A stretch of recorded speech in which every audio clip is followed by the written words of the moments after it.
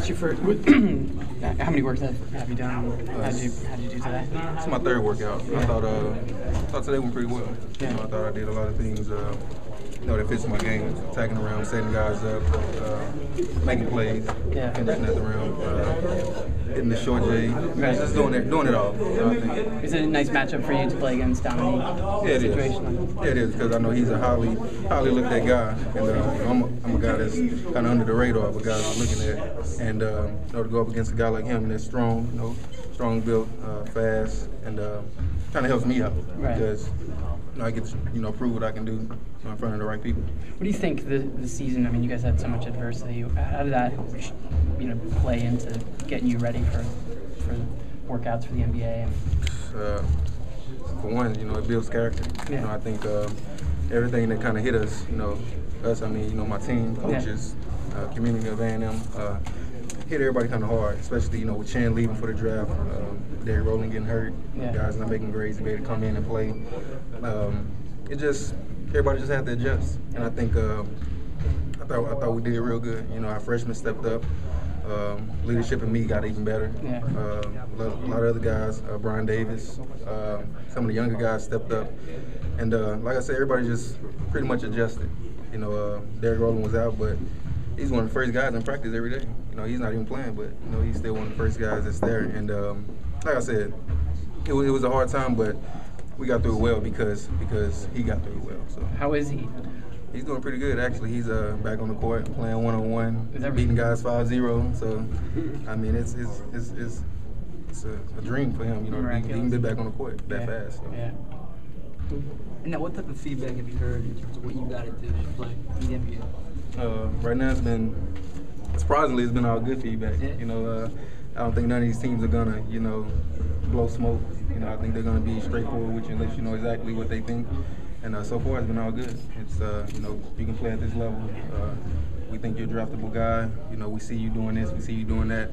And for me to just come in every workout with the right mindset that I can play at this level, that's halfway. That's half the workout. I'm going to be in shape. I'm going to prepare well. So, like I said, that's half the workout. Just knowing that guys that are looking at you see you as a draftable guy, and you just go perform pretty much. What do you think you still have to improve to kind of improve your stock? I have to say consistently knocking down the NBA three because, going through the workouts, mid-range has been good. Attacking the rim, finishing, that's my game anyway. That's been good. Creating for other guys has been good. Defense, coming from a program where it's based on defense, that's good. So just being able to consistently, hit the NBA three. It's kind of new for me. College, didn't really have to shoot that far. Because guys are kind of back off me, hoping that I want to go past them and be able to hit the college three. But now, it's a whole different level.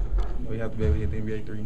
What part of your game do you consider underrated that you're trying to come out and show teams that you can do? Run the team. Sophomore year, junior year, I was a point guard in this past year. Looking at the adversity that we had and guys not making grades and guys not able to come in, we were a lot smaller than planned. So that kind of shifted me over to the two. And just being able to show teams that I am an NBA point guard. I can run a team. I can run sets. I can do this. That's pretty much the only thing that I really think that I'm coming in these workouts, to prove. Because, like I said, they know everything else I can do, finishing, creating, and so that's good enough said. Is that tough to show because there's no 5-on-5 workouts? It's pretty limited out there. So well, you get in situations where you're playing 3-on-3, and you have to make good decisions. And I think that's pretty much kind of what they look at. And then you have things like Portsmouth, that they go and look at. You have all these different drills and techniques that they kind of critique you at to see if you're pretty much an NBA visionary point guard. And like I said, I feel pretty good about those things and thought I did them pretty well. And that's all you can ask for. You played well at Portsmouth. What was that like? What was the process like? It's fun. In my mind, I went in thinking, oh man, this.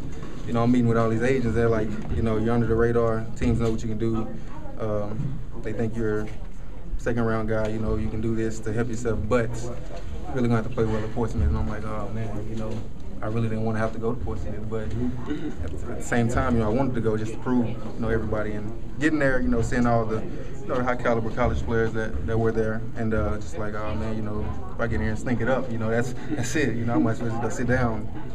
But, kind of the first game, just kind of played with a lot of confidence, and I had a great team.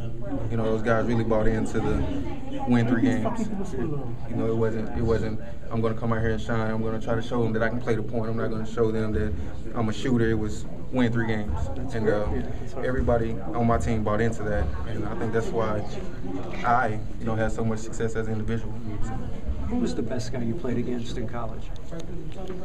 Either Kevin Durant or Augustine.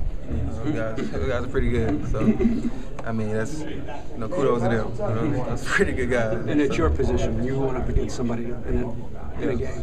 Augustine.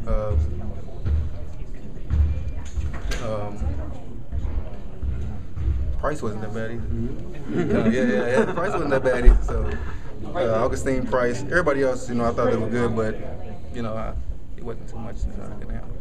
What do you think of the guys who played today? They wouldn't be here, if they weren't good. So they're all good guys. Is there anything that you saw today that maybe you didn't expect from them based on what you heard? Well, the big guy from St. Mary's, I didn't know he can move as good as he can. I knew he was a big guy, and when I seen him, do work in the tournament, it was all kind of low post, getting kind of trash buckets, but he can really move, and I think that's going to help him out a lot.